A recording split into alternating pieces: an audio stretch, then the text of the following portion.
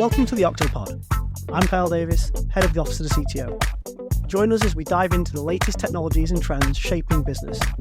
Whether you're a tech enthusiast, a business leader, or just looking to stay ahead in the digital age, this podcast is for you. Let's unlock opportunities with technology together. Let's jump in. Hello everyone. So this time we're going to delve into the topic of multi-cloud and the realities of building a multi-cloud strategy in today's world. And today I am joined by Darren from Nutanix. Darren, do you want to introduce yourself to everyone? Whenever you're ready. So I'm Darren Woollard, Field CTO for UK and Ireland at Nutanix. It's my job to support all of our customers and tackle all the very challenging IT situations that they find themselves in nowadays, and really looking forward to catching up on this podcast. Excellent. Thanks, Darren. So for everyone, we're going to break this into three parts as we usually do. First part, we're going to talk about transformation, cloud repatriation, talk a little bit about the elephant in the hypervisor room that we have today. In the second part, we're going to talk about what is it like to build a cloud today and where can you get them capabilities in different platforms. And in the third piece, then we're going to dig into what the futures, what will be in Darren seeing and what do we think could be coming down the line. So let's get into it.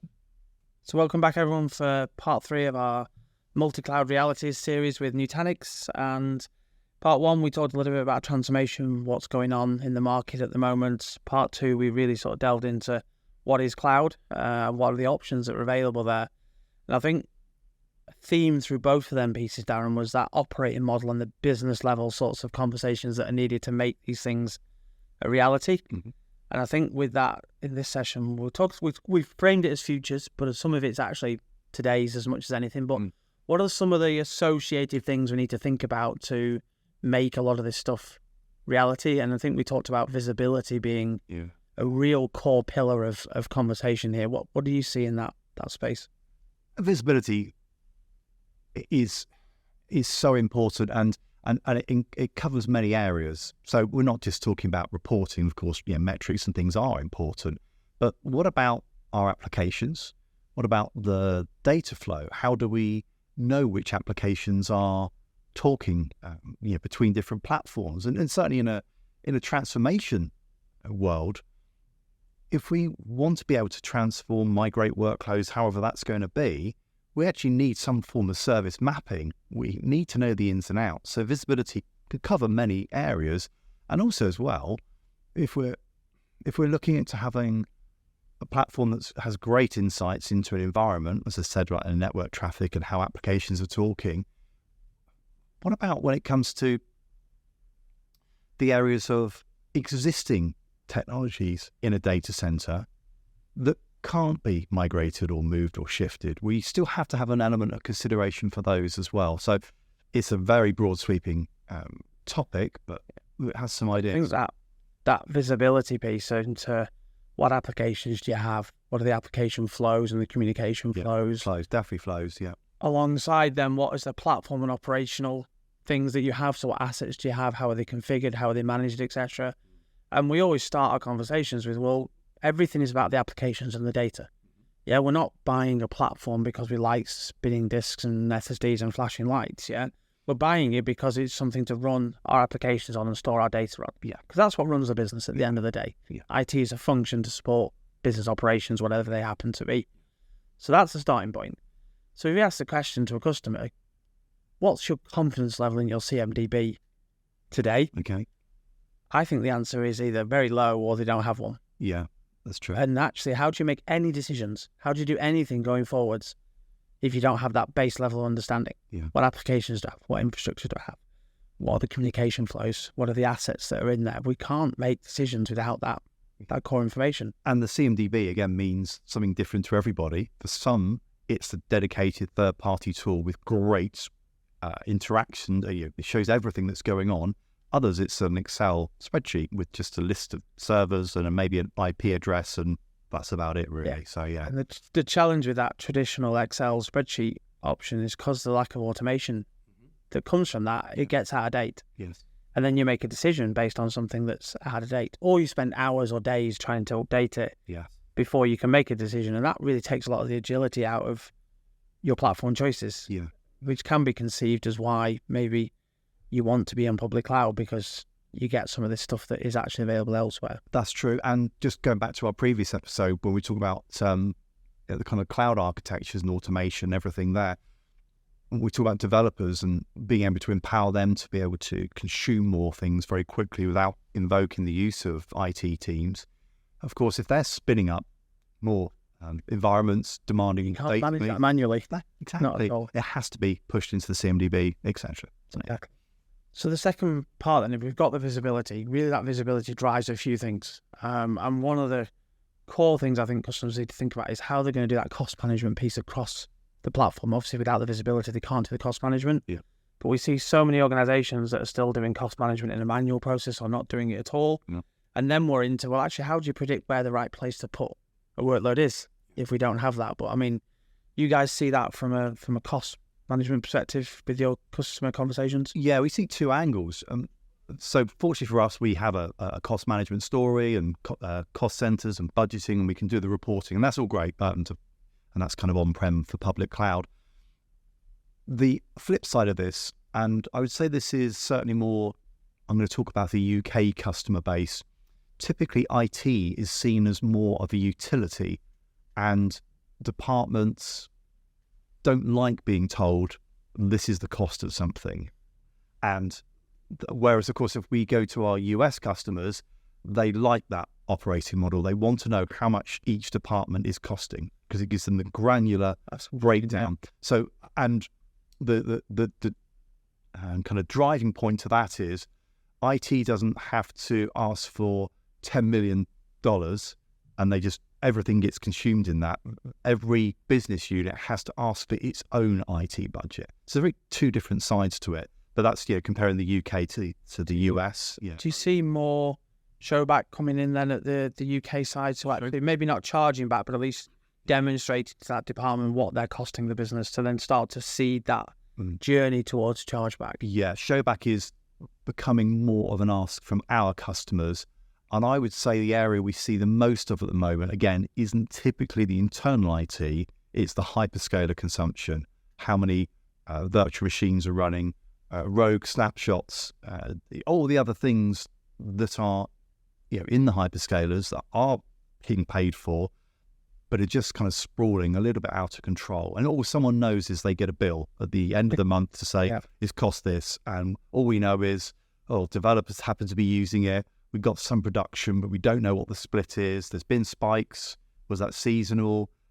We need that show back and that granularity. It's not just a cost management piece, and it's actually a workload governance and a cost governance piece. So tagging, hygiene and things like this will play into that to ensure that you can actually report in that granular level that's needed to make the right choices. Yeah, definitely so. And elements of data governance, placement of data, we have the side of showback of cost, but we also need to show placement, especially when our developers start cloning data, copying information, moving between, if an organization has offshore development cycles, do we know that the data is still located in the correct area based on what the regulation enforces? So that sort of sovereignty piece, compliance pieces, etc., that are needed. And I guess data is the underpinning part of all of this. So getting into that sort of data observability space is going to be really important for our customers to make sure they can say, actually,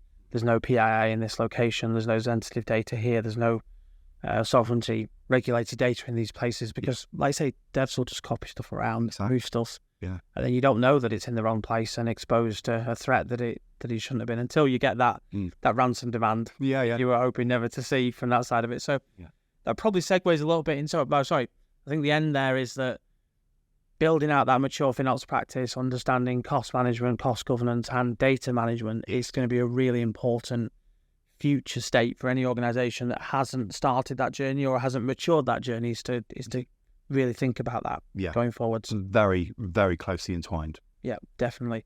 And that probably ties then into our third piece, which is observability as an overall topic.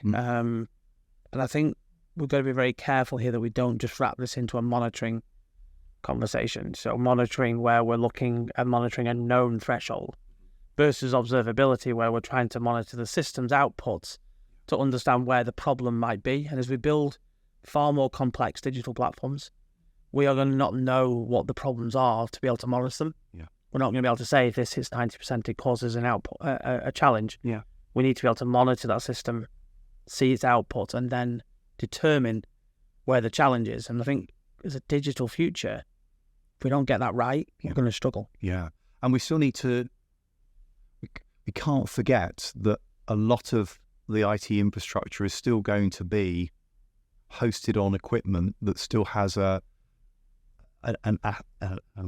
asset value of years. Yes. So one of the questions I had a few weeks ago was that a customer had invested heavily in a whole bunch of new storage area networks 18, 20 months ago, liked our proposition, but from Nutanix, being able to kind of extract the data out from that was really important for them. Not the managing, because they understood that they have a separate tool to manage that, but extracting data, keeping it in one place.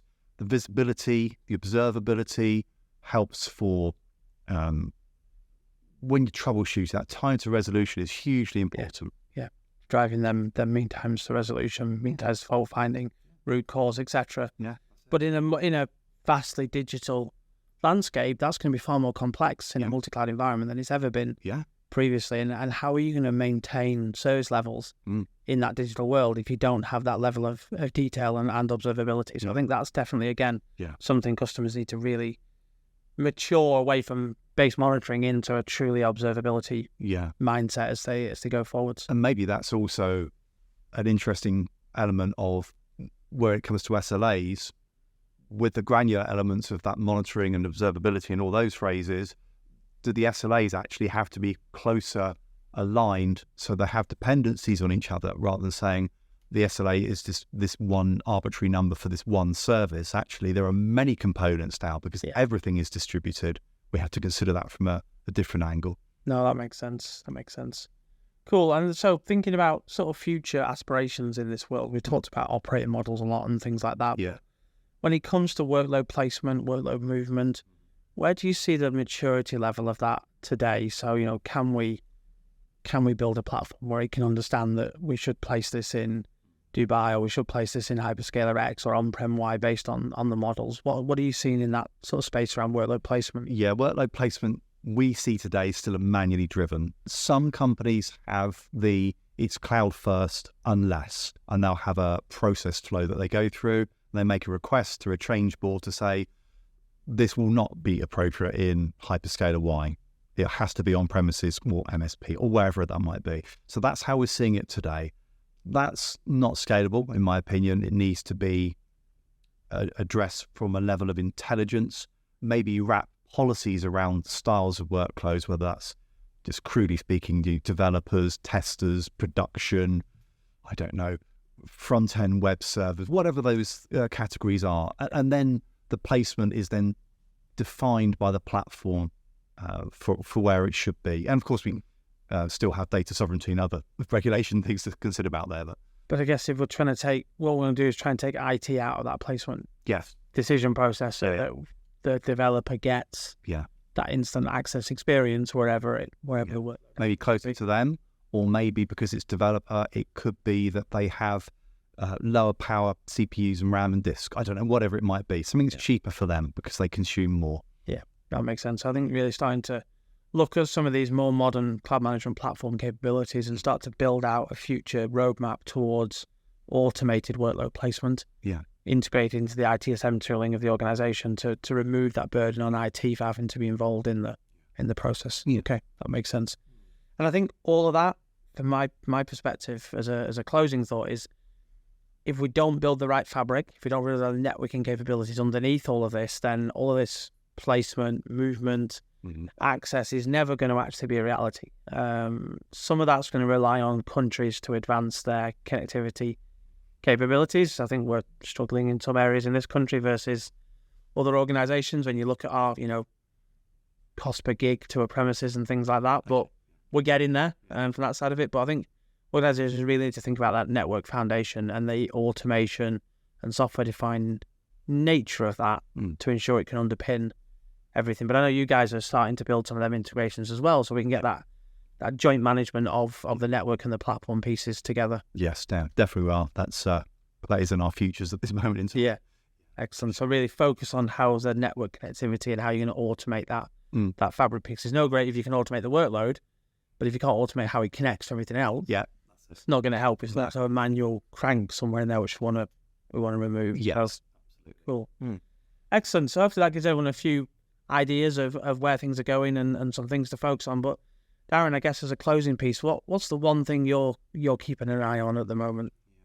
So I was thinking of one thing when I was posed this question when we were talking about this before going live. I've actually now switched it to two things. So that's fine. Okay, so one thing I find fascinating at the moment, everyone talks about containerization, microservices, it's the big thing and everyone's doing it.